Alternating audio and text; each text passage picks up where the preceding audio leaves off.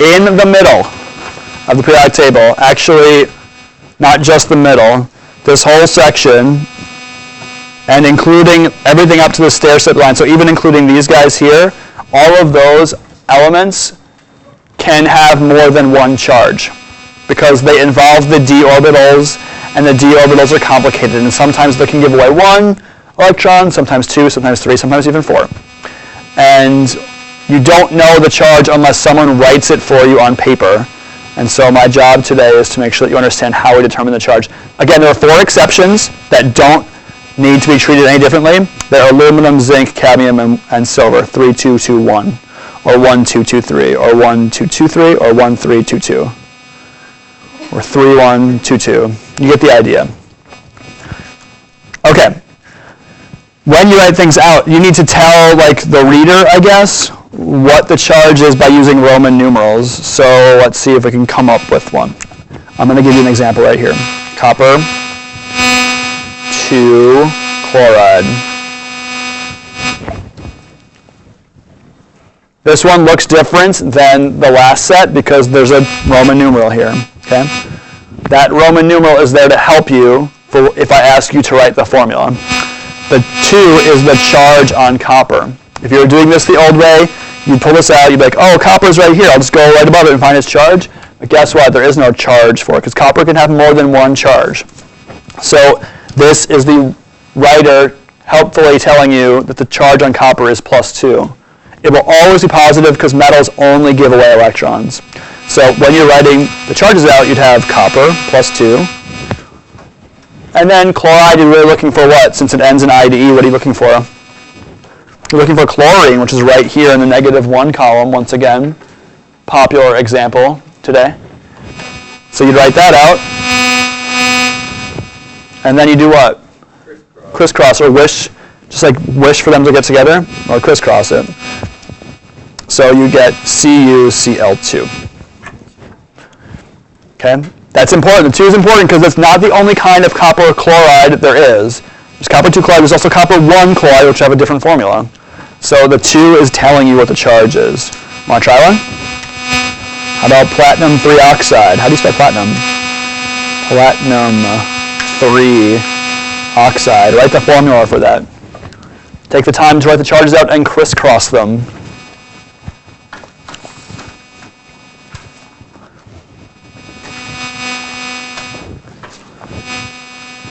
Oxide, IDE. What are you looking for? Oxygen. Very good.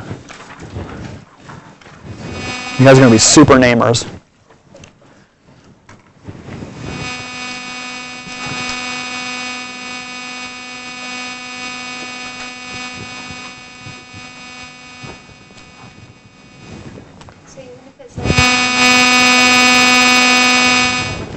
Yep, crisscrossing makes the pluses and the minuses go away. It's a little mathematical trick. Excuse me. So you say platinum 3. The 3 is the charge on platinum. It's there to help you. Oxide is oxygen, which is on the periodic table, which is a -2 charge. Then you crisscross it. The 2 goes there, the 3 goes there. I won't always make the lines and stuff, but since we're starting this out today, I will. You do whatever you gotta do. There's probably 4 people right here right now who don't ever need to do this. They can visualize it in their head. That's fine. But when we take a quiz on this on Friday, if you don't have PT203 as your answer, you won't get any credit, whether you show work or not. So showing work might be helpful to people even through the end of this week, just to make sure that you can actually crisscross it right. Okay, that's easy. The charge is there to help you. Going from the formula to the name, though, when to use Roman numerals, that's tricky, and people forget this a lot. Okay? And so here's the trick. If the first element comes from this section of the periodic table, anything up to the stair-step line from the 3rd group all the way over, if it's not one of these 4 elements, it needs to have a Roman numeral. Okay, so saying copper chloride is great, but that's only part of the way. You need to say whether it's copper 1 chloride or copper 2 chloride or whatever. So there's one of 2 ways to do it. Are you ready? The first way works about 75% of the time. So if you want to roll the dice, take your chances. I like that. That's reverse crisscross. You can un-crisscross something to find the Roman numeral. So right now, even without Roman numerals, could you find those two things and write the formula for me? So try to find CR, try to find OH, and tell me what that's called without Roman numerals.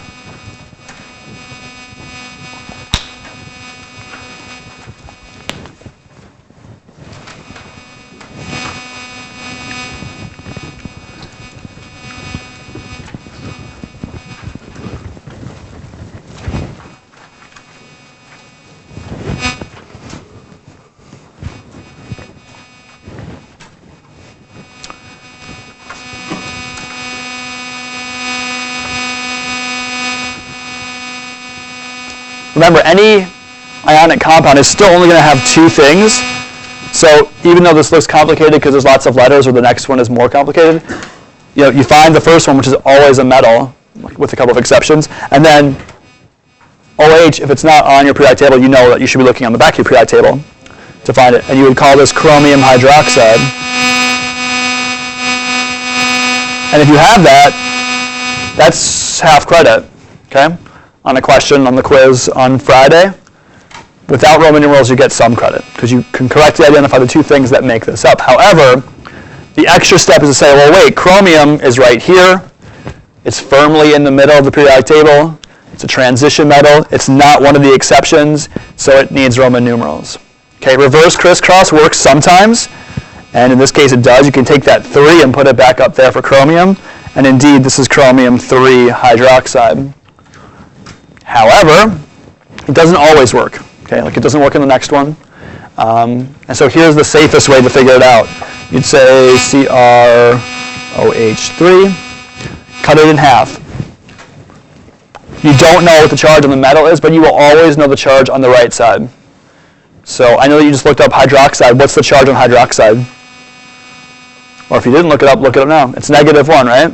So -1. And how many hydroxides are there? I'll point to the number. There are 3. -1 times 3 is what? -3. The whole thing needs to be neutral. So if this right-hand side is -3, which there's no real negative sign there, so is that better? That's worse. Okay. Equals -3. Then the left-hand side has to offset that. So if there's only one chromium to get you there, then that chromium has to be worth +3 to cancel it out. So that's what it is, chromium +3. People don't like this, though. Why not? Because it's work, and you have to think about it. They would just much rather reverse crisscross, but reverse crisscross is a gamble. And we know some people like to gamble in here, but not for everyone. Okay, some people want to play it safe. The safest bet is to do the math on the right side and figure out what you would need to have on the left side, because somewhere in here, all ions join to form a neutral compound. So if the right side is -3, the left side's got a +3 to cancel it out. Trevor, go ahead. How do you do Roman numerals? There's no negative Roman numerals. It's only positive. All the metals, good question, all the metals here only lose electrons. So, and all the metals here too. So there's never a negative Roman numerals, only positive. Good question. You want to try one? Try this one. The one below. Even if you can't do Roman numerals, or if the last 9 minutes and 5 seconds have been a nightmare, you can at least name it without Roman numerals, but try it.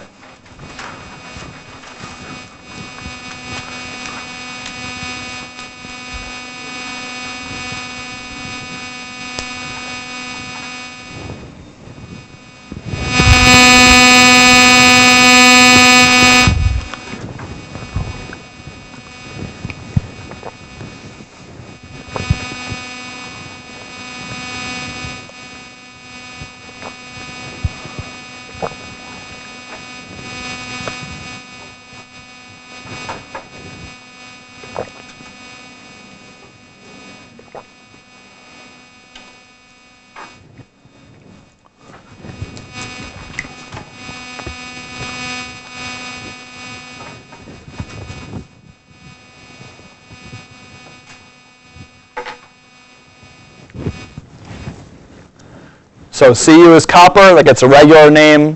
CO3 is on the backside of your sheet, the polyatomic ion list. It's called carbonate. It's very common. You'll probably eventually memorize it. And if you got that far without Roman numerals, you get some credit on a test or a quiz. Okay? But the trick is remembering that copper is right here. It is in the middle of the periodic table, and it requires Roman numerals because it's not aluminum, zinc, cadmium, or silver. So to figure out the charge on copper, you want, look, you're like, oh, there's a 3 here, so I can reverse crisscross it. Well, this 3 is part of the carbonate, so that won't work. This is a case where reverse crisscrossing would not work. So instead, the safe bet, cut it in half and say, oh, CO3, well, let's find that and what's its charge? Well, carbonate is right here. Carbonate, and it's got a -2 charge. So this, and there's only one of them, CO3 is the one thing, that's -2. So then to cancel it out, the copper has to be what? +2. So copper 2 carbonate. How many of you had copper 2 carbonate? Wait, so why did you times it by 3 last time and not times it by 3 this Great question. I respect it. The 3 is saying that you have 3 hydroxides, because on this, hydroxide is only one thing, OH. Where'd it go? There. Hydroxide is just by itself, okay? So the 3 is indicating in this particular formula, the 3 indicates that you have 3 hydroxides.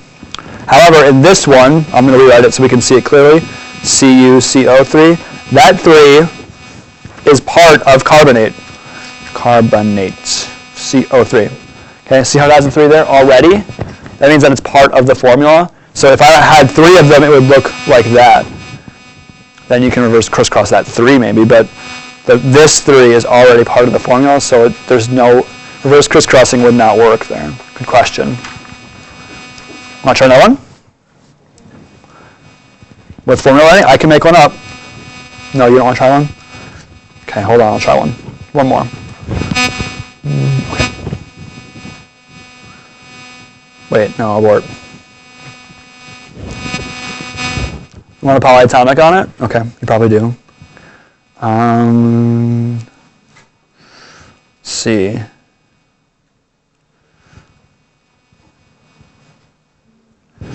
Try to name that.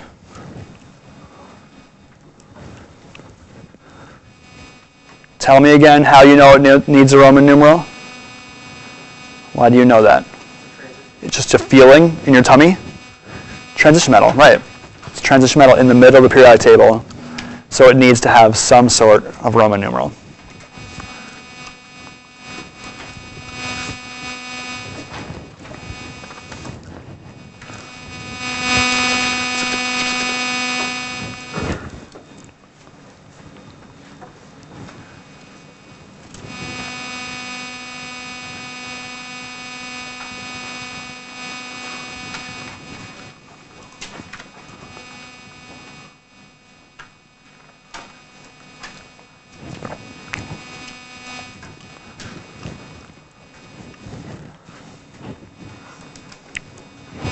How many of you want to reverse crisscross? Raise your hands. No one? Want to play it safe? Oh, 1. Senior. Likes to gamble. Okay. 2. Or lazy, sure. Okay. This is, if you play this the safe way, it's even harder. It's not as simple as saying there's one thing on the left side, there are 3. So let's attack it that way. First, we're going to say, obviously, that it's manganese. I'm going to write it over here somewhere. Right here. Manganese. And PO4 is called phosphate, so at the very least, it's going to be manganese phosphate. Okay? And that, again, some credit if you wrote that on a test. The trick here is recognizing that manganese is a transition metal and it needs a Roman numeral. Manganese, I think, has 4 different charges, so it could be any one of 4 numbers. Okay? Reverse crisscross would work in the situation. So you can take this 2 and move back up there. That would work. Let's find out why. Cut it in half. I don't know the manganese, but I do know the phosphate is what? -3, thanks for answering. There are 2 of them. -3 times 2 is -6. Yeah? So far so good? Can we all agree on that? Here's the problem though. This whole side has to be +6 to cancel it out. But see how I've got 3 manganeses to get there? The 3 manganeses need to total +6. So each one is worth what? You're sort of taking 6 divided by 3, so that each manganese is plus 2. So we call it manganese 2-phosphate. Not easy. Is that what you got? How many have manganese 2-phosphate? Kudos to you, okay? Play it safe. It just takes more thinking. People hate to think. If there's one thing I've learned in 15 years, is that kids don't want to do anything. They want to reverse crisscross everything. It's a metaphor for everything. Yeah. Does it only work when you have a number at the end that's not a part of? Yeah. If I gave you if I said it was MNF3, well, if this is not on the periodic table, if this is on the periodic table, then this number always works. It's only when you get into this list that it gets a little tricky. Okay.